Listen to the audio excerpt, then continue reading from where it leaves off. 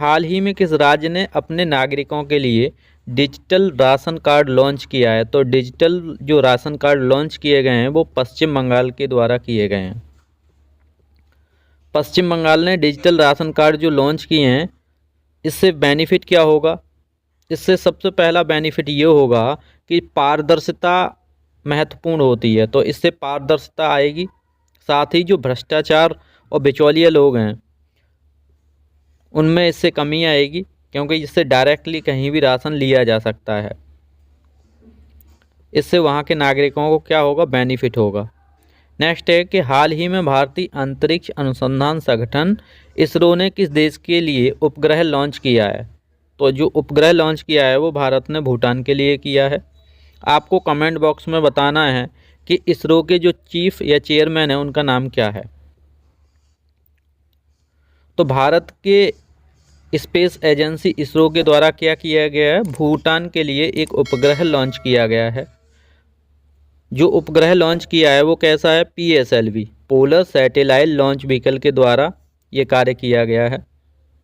यह भारत भूटान के बीच जो द्विपक्षीय संबंध होते हैं उनको मजबूत करेगा। दोनों देशों के मध्य जो सहयोग है उसको क्या मिलेगा? बढ़ावा मिलेगा।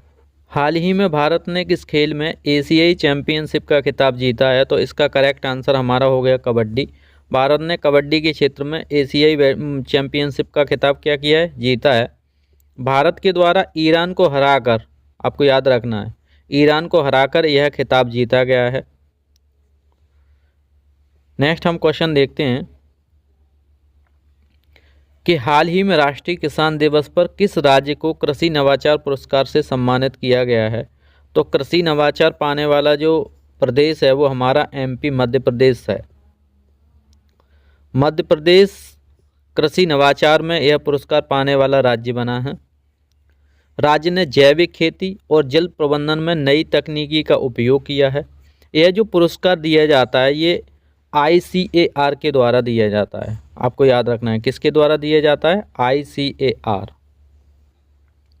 नेक्स्ट हमारा क्वेश्चन है कि हाल ही में भारत ने राष्ट्रीय विज्ञान प्रौद्योगिकी और नवाचार नीति 2025 को लॉन्च किया है। इसका जो मुख्य उद्देश्य क्या है? तो इसका जो मुख्य उद्देश्य है वो स्वदेशी अनुसंधान को बढ़ावा देना।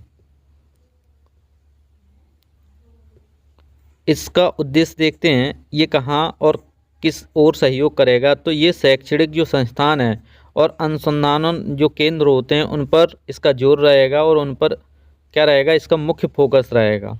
यह नीति भारत को विज्ञान और प्रौद्योगिकी में क्या करेगी? आत्मनिर्भर बनाएगी। जब हम अपने देश के अंदर ही अनुसंधान करते हैं तो उससे हमारे देश का ही विकास होता है, क्योंकि हम नई नई खोजें कर पाते हैं और अपनी समस्याओं का समाधान ढूंढ पाते हैं। नेक्स्ट है कि हाल ही में भारत ने किस देश के साथ महिला सशक्ति और शिक्षा पर समझौता किया है? तो महिला सशक्तिकरण और शिक्षा पर हमने फ्रांस के साथ किया है समझौता, आपको याद रखना है। नेक्स्ट हमारा क्वेश्चन है कि हाल ही में कौन सा राज्य भारत का सबसे बड़ा सोलर एनर्जी प्रोजेक्ट शुरू करने वाला राज्य बना है? तो आपको याद रखना है राजस्थान। ये कार्य किसके द्वारा किया गया है? ये राजस्थान के द्वारा किया गया है। राजस्थान इसके तहत क्या करेगा? 10 गीगावाट क्षमता की ऊर्जा को उत्पादित करेगा। और ऊर्जा कैसी होगी? वो स्वच्छ ऊर्जा होगी और पर्यावरण संरक्षण को ध्यान में रखते हुए, क्योंकि ग्रीन एनर्जी के द्वारा इसको बनाया जाएगा। यह जो प्रोजेक्ट है वो मरुस्थलीय क्षेत्रों में स्थापित किया जाएगा। नेक्स्ट हमारा क्वेश्चन है कि हाल ही में भारतीय रिजर्व बैंक RBI ने किस भुगतान प्रणाली को राष्ट्रीय स्तर पर लागू किया है?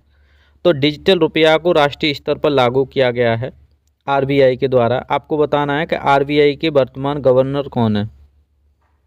नेक्स्ट हमारा क्वेश्चन है कि हाल ही में किस देश ने भारत के साथ ग्रीन एनर्जी कॉरिडोर पर सहयोग बढ़ावा देने के लिए समझौता किया है? तो इसका करेक्ट आंसर हमारा जर्मनी है।